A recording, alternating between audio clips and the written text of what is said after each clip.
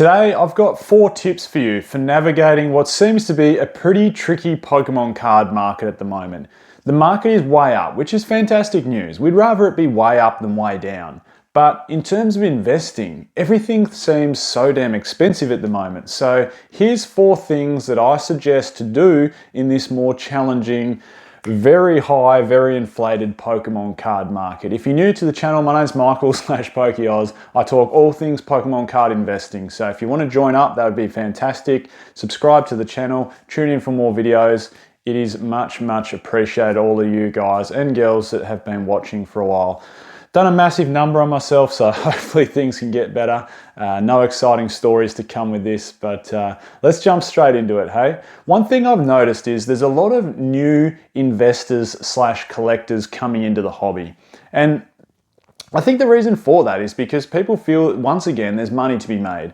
We saw a lot of people enter the hobby late 2020, early 2021, even late 2021, when there was still a lot of money to be made off essentially scalping products.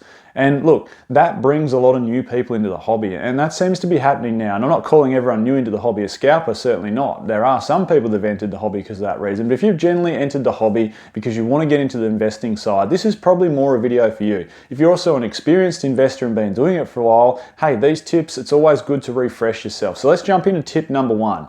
And that is, don't FOMO on singles. And I think people have learnt that the hard way the last few months. One thing that I've seen a lot is cards that have been completely overhyped dip drastically in the last 2 to 3 weeks. And probably the clearest example, I don't need to give 20 examples. I've done videos on this before. In fact, I think it was 3 videos ago, I talked about that inevitable singles crash that we're bound to see. I told people a month ago, like, these cards just cannot sustain the price they're at. You know, Drowsy from 151, Drowsy from Scarlet and Violet base is arguably the best example of that. It got up to like a $100 card. It was selling for like $1,000 in a PSA 10. And look, talking raw prices, look, beautiful artwork, phenomenal artwork, and could well rebound again. Like, could well go back up and find a bit of an equilibrium, but it's down to what now, a $35 card or something after it was a $100 card? Like, it just felt like that card couldn't sustain that price point. And I said all along, like, all you got to do is log on to TCG Player, look at the number of cards sold in a day. If we see drastic increases of like, 90, 100, 120 cards sold in a day, when normally average sale cards, number of cards sold per day is about 20, then of course it's being inflated. Like, whether that's FOMO because people are jumping on the trend and just buy, whether it's an individual buyer making, bulk purchases of buying 20, 30, 50 cards, either way, it artificially inflates the price of cards. So please, in this market, don't get caught out on those artificial inflated singles prices and feel like they're just going to keep going to the moon and buy into them, because just like that, you can get caught out. And if you'd bought copies of Drowsy, for argument's sake, on its way up at say $75 US, thinking, oh look, this could be the next Magikarp. It could go to a $200 card. And then before you know it, in 2 to 3 weeks time, reality's sort of hit you in the face. Just remember, Pokemon cards need to have some fundamentals. Generally speaking, it needs to have fantastic artwork. And look, the Drowsy has that. Maybe sometimes the artist comes into play, but more importantly than not, it's the Pokemon that comes into play. And that, coupled with, pull rates and grading conversions, all those things come into play to create, what essentially is the value behind a single in the Pokemon TCG. Number two, don't be afraid to go back to older sets. And I want to tell you a little bit of a story here, or give you a little bit of an example. So let's rewind back to the last time when heaps of people were jumping into the hobby. And this is about sort of mid to late 2020. And sets like Darkness Ablaze had just come out, and more importantly, Vivid Voltage had hit stores. And it was really similar to what it is now. In fact, it was probably a little bit less hyped back then than what it is now. It was easier to get product back then than what it is now. But nonetheless, Vivid Voltage booster boxes come out of the gate at an incredibly high price. There was so much hype around the Pokemon TCG at that time, it was really, really hard to get anything at retail price.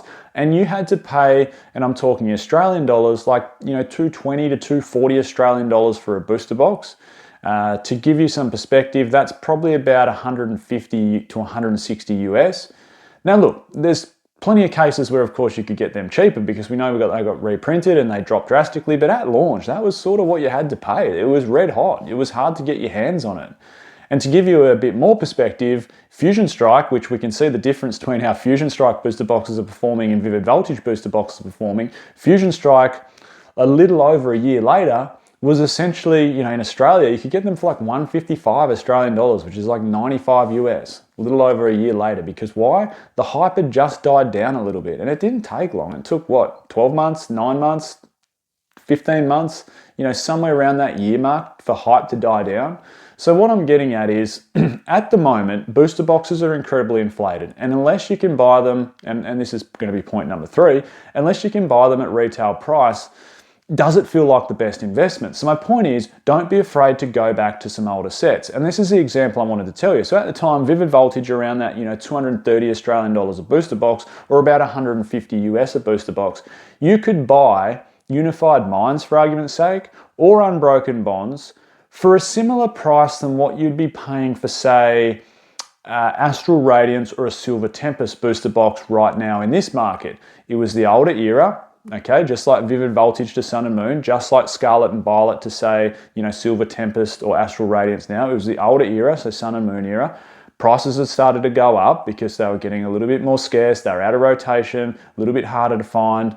And all of a sudden, we look back at that and I go, okay, I only bought one. I bought one Unbroken Bonds booster box and I bought one Unified Minds booster box. And I bought a bunch of Vivid Voltage booster boxes. And look at them now. Okay, I paid about 250 US dollars for a Unified Minds and an Unbroken Bonds booster box. They must be nudging $1,000 a booster box now. So about 4x my money.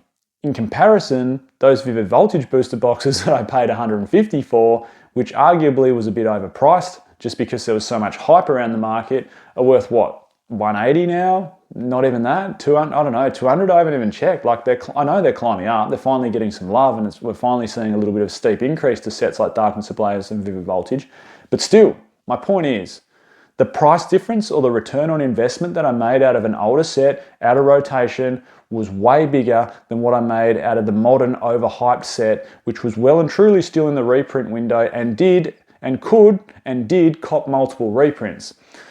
So point is, don't be afraid to go back to older sets in this market. Don't be afraid to go, you know what, Astral Radiant's a pretty solid pickup, even at whatever price it's at now. Is it at 270 or something?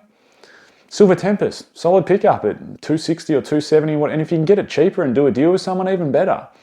Before we jump into tip number 3, I just wanted to give a shout out to today's video sponsor, which is of course the Collector app. I've teamed up with them. Link will be in the description of this video to download.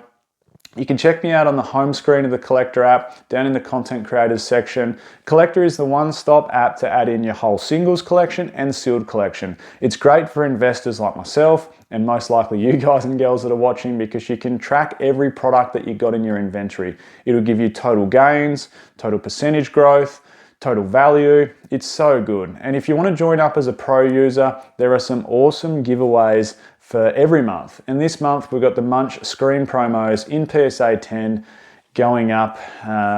All you need to do is be a pro member to essentially be included in it. So again, link in the description to download the Collector app.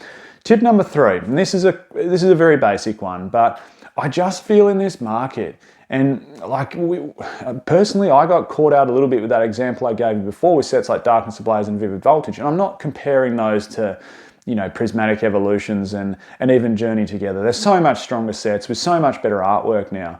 But buying at inflated prices is just, it feels like a trick ready to catch people out. And look, who knows what the future could hold? Maybe that's like the new floor. Maybe that's just the new normal. Maybe we're stuck in this whirlwind for a long time on the Pokemon card market. But having said that, the opposite could happen with Journey Together, for argument's sake. If you can't get something at retail price, it just seems a little bit expensive, doesn't it? And, like I said, who knows? Journey Together might be the new normal. Or alternatively, it could cop multiple reprints in the coming 18 months, 24 months. And before we know it, we could see a period where these booster boxes are a fair bit cheaper. And hey, look, also, I know we've been saying that for products for quite some time. I remember when 151 was still readily available. Like, you could still get Elite Trainer boxes, and people were going, it's sort of gone up $20 above retail. Don't really feel I should buy it because it's going to get a reprint and it'll drop back down. And hey, look, it just hasn't. It's continued in one direction, hasn't it? But it just feels a little bit expensive if you can't buy something at retail price. Tip number 4, do not be afraid to cash in an incredible bull market. If you want to liquidate some of your investments, I don't think it's a bad time to do it. And hey, look, we don't know what the future's going to hold, but we do know it's a pretty damn strong market at the moment. Incredibly strong market. People are throwing money at Pokemon left, right, and center. And if that's the case, it seems to be a good market to sell in, doesn't it? Seems to be a little bit more of a seller's market at the moment than a buyer's market. Why? Because it's so damn hard to buy something at what feels like a reasonable deal. And if that's the case, then the contrary must be true, where it is essentially a seller's market. Now again, we might go, oh, it's a massive hype train, it's about to die off, so it's a perfect seller's market. But then again, 30th anniversary is not far around the corner. Destined Rivals is about to come out. Who knows what the set is after Destined Rivals and how good that will be. That could be even better than Destined Rivals. And then we're just on this massive hype train until 30th anniversary comes out, and maybe things are only going to get better. Maybe it's going to be a better seller's market in 2 months' time. That's not the point. The point is, don't be afraid to cash in. If you feel like you've made the gains that you've wanted to make and you want to move some of that funds or move some of that profit into something else that you feel is going to give you better returns, then don't be scared to do it. That's the whole idea behind it. That's the whole idea of investing, and that's the whole fun of Pokemon. If you make a mistake, who cares? Learn from it, move on. Me personally, and other people might be in the same boat as me, I find it really hard. And I'm not complaining, of course, but I pretty much work a 50-hour-a-week job, which I'm very thankful for. But I don't have the time to chop and change inventory. I don't do Pokemon full time. This is just a hobby for me. If I did it full time, I probably would cash in and move some profit around and buy this and buy that and sell that and have more enjoyment out of it. For me, it's just buy, long-term hold, and just watch them appreciate. Try and outlast everyone else. Hopefully those tips rang true of some of you in a tricky Pokemon card market. I'm Michael. This is PokeOz. Catch everyone next time.